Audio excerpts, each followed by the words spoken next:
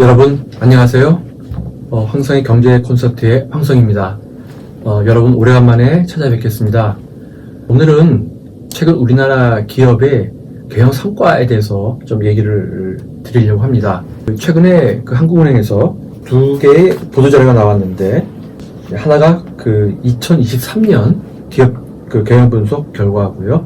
또 하나가 금년 1, 4분기의 기업 경영 분석입니다. 근데 최근 여러분이 잘 아시겠지만 2022년부터 우리 경제가 물가 상승률이 높아지면서 이제 금리 인상이 이루어졌죠. 그래서 경제가 전반적으로 고금리 상태로 이제 유지가 됐던 상태인데, 실제 여러분들이 느끼고 있는 이러한 거시 경제 변수들의 움직임이 실제로 우리 기업의 경영 성과에는 어떻게 반영이 되고 투영이 됐는지를 한번 한국은행이 만든 이 자료를 토대로 해서 한번 얘기를 나눠보려고 합니다. 아마 오늘 이 얘기는 조금 미시적인 얘기긴 하지만, 그러나 여러분들이 앞으로 기업을 바라보는 관점을 좀 제공하는데 큰 의미가 있지 않을까, 이런 생각이 듭니다. 오늘 말씀드릴 목차는 우리 경제의 핵심적인 지표 몇 가지 말씀을 드리고요. 그 다음에 작년과 금년 1, 4분기에 우리 기업들의 성장성, 수익성, 안정성에 관련된 이야기들을 좀 나눠보겠습니다. 우선 우리나라의 실질 GDP 성장률 추이인데요. 우리나라가 2019년도에 2.3% 성장을 했습니다. 근데 2020년에는 여러분이 잘 아시겠지만 코로나 때문에 사회적 거리두기라는 어떤 그런 정책을 통해서 경제가 많이 가라앉았는데요. 실제 데이터는 마이너스 0.7%, 그러니까 0.7% 감소로 나타났고요. 21년도에는 이제 이 기저효과가 반영이 되면서 4.6% 성장을 했습니다. 그런데 이제 22년도에 전반적으로 우리 경제가 물가가 좀 올라가는 추세를 보이면서 2.7% 성장을 했거든요. 그런데 이제 작년에 고금리가 아주 연속적으로 유지가 되고 우리나라 반도체 경기도 어려워지면서 실질 성장률이 1.4%에 그쳤습니다. 그런데 이제 금년 1, 4분기에는 전분기 대비를 해서 1.3% 성장을 했는데, 현재 여러 기관들의 전망을 보면은 올해 우리 경제가 한 2.5% 정도 성장을 할 것으로 이렇게 전망이 됩니다. 그 다음에 우리나라 최근에 소비자 물가 상승률을 보시면은 2020년 우리 코로나 전후로 해서는 거의 1%가 안 되는 수준으로 물가가 움직였다가요, 이제 2021년부터 서서히 물가가 오르기 시작합니다. 이거는 전반적으로 전 세계 글로벌의 공급망 훼손이 좀 많이 생겼잖아요. 그 다음에 이 지정학적인 요인도 가세가 되면서 유가가 많이 상승을 했습니다. 거기에다가 코로나 때문에 자영업자들이 많이 힘들었잖아요. 우리나라도 미국도 그렇고. 그래서 정부가 대규모 재정을 투입을 해서 이분들에게 자금 지원을 많이 했죠. 그러니까 재정 수요가 엄청 확대가 되었습니다. 그러니까 이런 요인들로 인해 가지고 2021년부터 서서히 물가가 오르기 시작을 했습니다. 그래서 2022년에 가면은 물가가 6%를 찍기도 하면서 이렇게 엄청 소비자 물가 상승률이 이제 올라갔습니다. 그러다가 이제 한국은행의 정책금리가 이제 계속 인상이 되고 고금리 정책을 피면서 서서히 물가가 좀 잡혀가는 상황인데요. 금년 5월달 숫자를 보면은 이제 2.4%까지 이제 소비자 물가 상승률이 이제 떨어졌습니다. 그래서 최근에는 이제 금리 인하에 대한 기대감이 조금 커진 상태입니다. 이러한 경제 상황을 반영해서 그간의 한국은행이 통화정책을 이제 2021년 8월부터 본격적으로 금리를 올리기 시작을 했죠. 그래서 2023년 1월까지 1월 3.5%로 금리를 이제 올렸습니다. 그리고 지금까지는 이제 3.5%에서 금리를 계속 동결하고 있는 상태입니다. 이렇게 금리를 올리다 보니까 시장 대표적인 시장금리라고 할 수 있는 국고채 3년물 금리도 같이 이제 따라서 올라가고 있는 것이죠. 여러분들이 이 표를 보시면은 2022년 9월에 3년 국고채 금리가 그 4%를 넘어서 한 4.3%까지 간 적이 있습니다. 이때는 이제 이러한 그 정책 금리의 인상과 맞물려서 레고랜드라고 하는 어떤 그런 그 시장의 그 신용 리스크를 유발했던 그런 상황이 발생을 했는데, 그때 이제 금리가 상당히 많이 올랐었죠. 그러다가 금년부터는 서서히 금리 인하에 대한 기대감이 형성이 되면서 파란 그래프로 나온 게 지금 국고채 3년 금리인데, 이게 지금 우리 정책 기준금리 3.5%를 약간 하회하면서 지금 움직이고 있습니다. 그래서 요거는 금년에 앞으로 한국은행이 정책금리를, 기준금리를 인하할 것이다 라는 기대가 지금 이 시장 금리에는 반영이 되어 있다고 볼 수 있는데요. 자, 이렇게 간단히 우리 경제 주요 지표들을 봤는데, 자, 이러한 거시경제의 지표들이 실제 우리 그 기업의 경영 성과에 어떻게 반영되어 있는지를 한번 이 관점에서 들여다보면 여러분들이 아주 좋은 인사이트를 얻지 않을까, 이런 생각이 듭니다.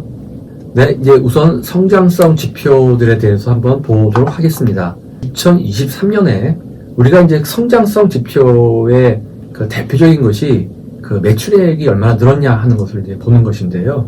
2023년에 우리나라의 그 외관기업 매출액 증가율, 2023년도에 외관기업 매출액 증가율이 이 전년 대비해서 마이너스를 기록을 했습니다. 그 2022년도에 16.9%가 상승을 했는데 2023년도에는 오히려 2% 줄었습니다. 그러니까 아까 말씀드린 그 GDP 성장률과 이 매출액 증가율을 한번 이렇게 연결을 시켜보면은 좀 자연스럽지 않을까, 이런 생각이 듭니다. 그래서 제조업의 경우에는 지금 16.4%에서 2.7% 감소를 했습니다. 그 다음에 비제조업의 경우에도 비슷하게 2022년에는 17.5%가 증가했지만 작년에 1.2% 감소를 했습니다. 그 다음에 대기업의 경우에도 18.1%에서 마이너스 2.8%로 나왔고요. 중소기업도 12.3%에서 1.4%로, 그러니까 오히려 중소기업은 소폭이나마 이렇게 플러스를 보였습니다. 총 자산 증가율도 우리가 전년에 비해서 하락을 했습니다. 2022년도에는 7.8% 성장을 했는데 2023년도에는 그 증가율이 떨어졌죠. 5.4%로 떨어진 상태입니다. 자, 그러면 제가 아까 금년 1사분기의 성장률이 전기 대비 1.3% 성장을 했다고 말씀을 드렸죠. 자, 그러면 실제로 우리 이 기업의 성장성이 어떻게 여기에 투영되고 있는지 다시 한번 보도록 하겠습니다. 우리 1사분기 외관기업의 매출액 증가율이 우리가 전분기 대비해서 드디어 플러스로 전환이 되었습니다. 그래서 마이너스 1.3%에서 플러스 1.2%로 전환이 되었고요. 특히 제조업의 경우에는 0.9%에서 여기 3.3%로 이렇게 확대가 되었습니다.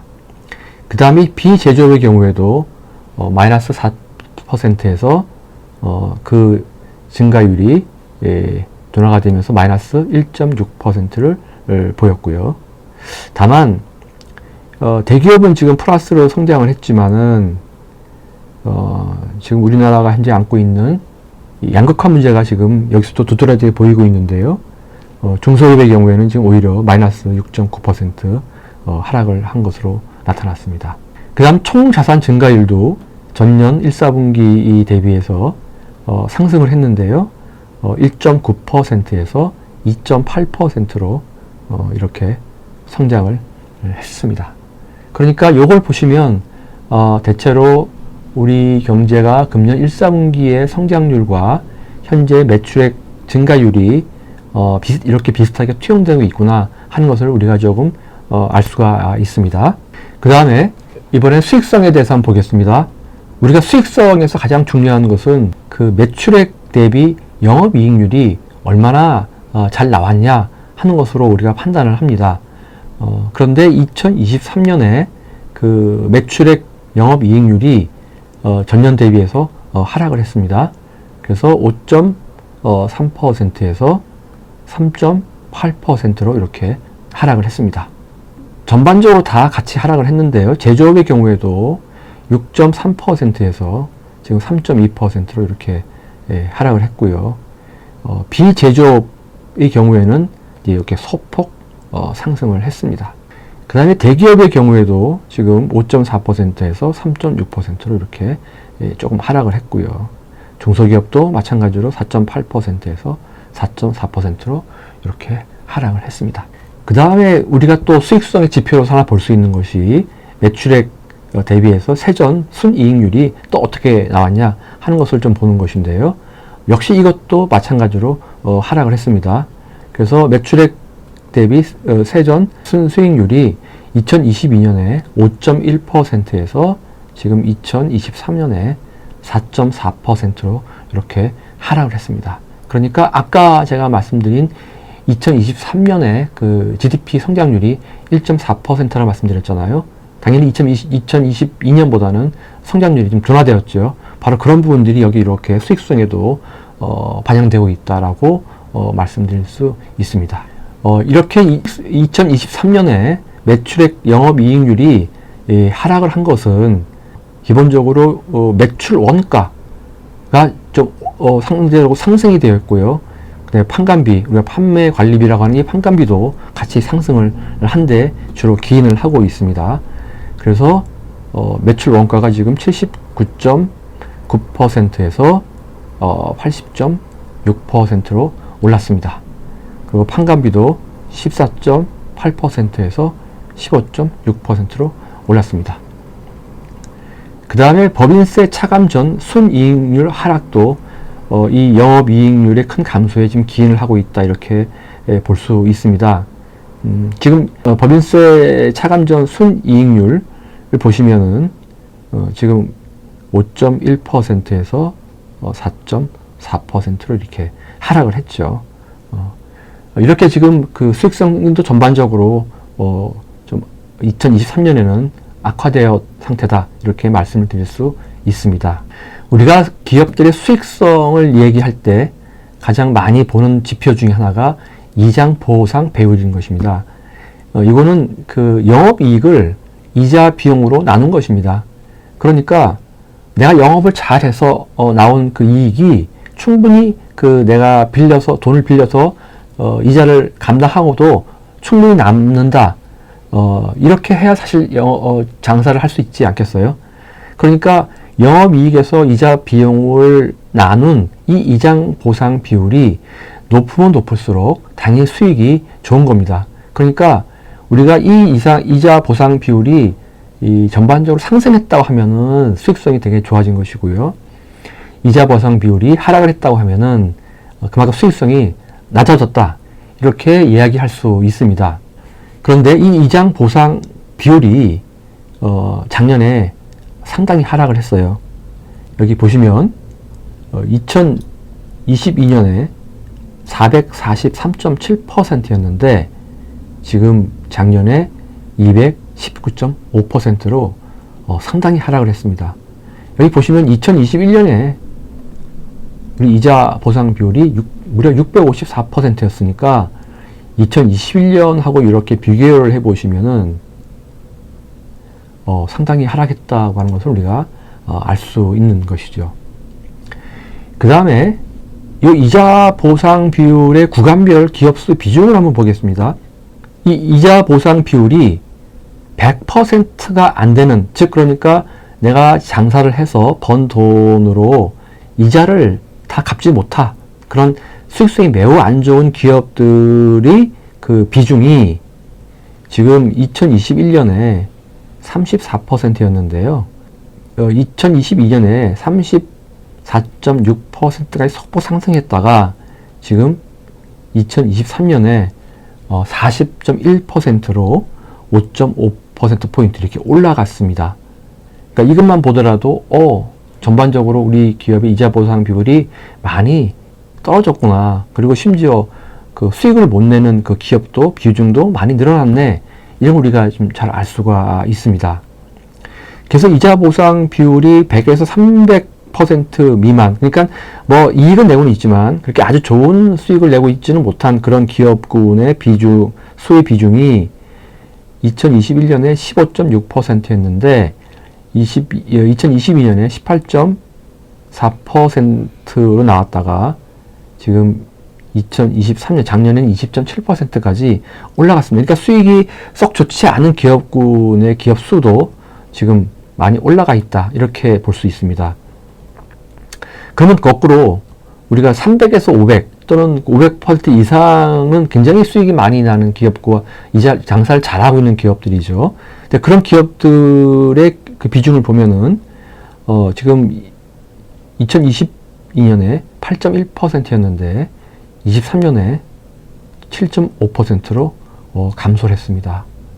그리고 500%가 넘는 아주 수익을 잘 내는 기업군의 비중도 지금 38.9%에서 31.7%로 지금 무려 7.2%포인트 감소했습니다. 그러니까 이 이자 보상 비율의 숫자를 보면 전반적으로 2022년이 2022년보다는 상당히 수익성이 나빠졌다 하는 것을 우리가 여실히 여기서 알 수 있습니다. 네, 그럼 금년도 1, 4분기 수익성에 대해서 한번 보도록 하겠습니다.